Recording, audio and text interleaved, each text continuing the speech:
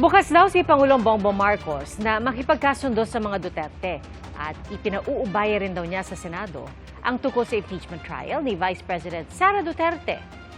Saksi, si Ivan Mayrina. Really, I truly want a trial because I want a bloodbath talaga. Ang pahayag na ito ni Vice President Sara Duterte noong Sabado, kaugnay na napipindot niya impeachment trial. Binatikos si Party List Representative-elect Laila de Lima na isa sa magiging miyembro ng House Prosecution Panel. Anya, makokontempt ang defense team ni Duterte kapag sinubukan manggulo at magdrama sa paglilitis. Dapat siguro magkaroon ng panibagong kaisipan yung ating Vice President. Yung kanyang mindset, baguhin niya dapat yan. Because it is so unbecoming of a high official.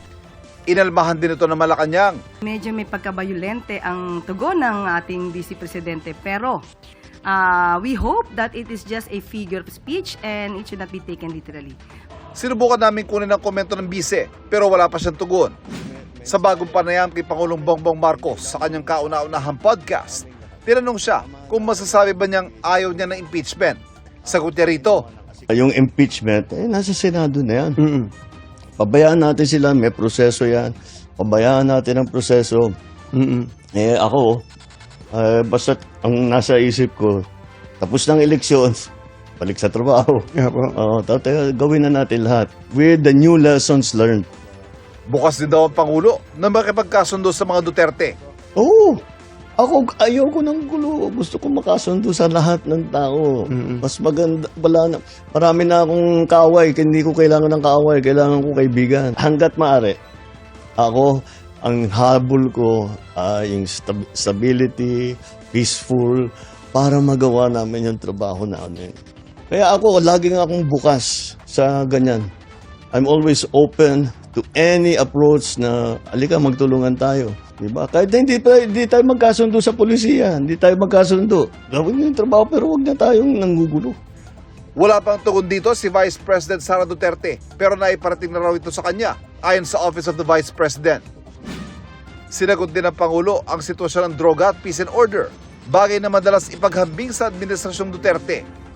Ayon sa Pangulo, hindi maliit na pusher, kundi mga malalaking dealer ang hinahabol nila. Hindi rin daw siya pabor sa patayan pagdating sa kampanya kontra droga. At kahit ano pa man daw ang dato sa krimen, ipinag-utusan niya sa pulisya na paigtingin pa ang police visibility para mapanatag ang loob ng mga mamamayan. Siguro, dapat nga talaga maging mas mabagsik talaga. Dahil wala kailangan talagang maging mas efficient ang mas mabilis. I want to be respected but maybe fear is better. Aminado naman ng Pangulo na hindi nakuha ng kanyang mga kandidato sa alyansa ang resultang naisana nila nitong nagdaang eleksyon. Nagsawa na ang Pilipino sa politika. Sawan-sawa na sa politika. Disappointed ang tao sa serbisyo ng gobyerno.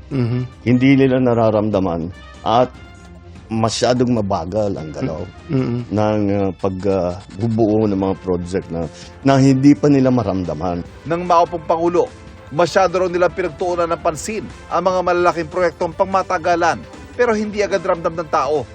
Tulad ng pangako niyang 20 pesos kada kilong bigas na inabot ng 3 taon bago na isa katuparan. Pagsiguro ng Pangulo, nakikinig ang Administrasyong Marcos sa hinaingat pangangailangan ng mga Pilipino at hinahanapan daw nila ng solusyon ang mga ito. Para sa GMA Integrated News, ako si Ivan Mayrina, ang inyong saksi. Mga kapuso, maging una sa saksi. Mag-subscribe sa GMA Integrated News sa YouTube para sa iba't ibang balita.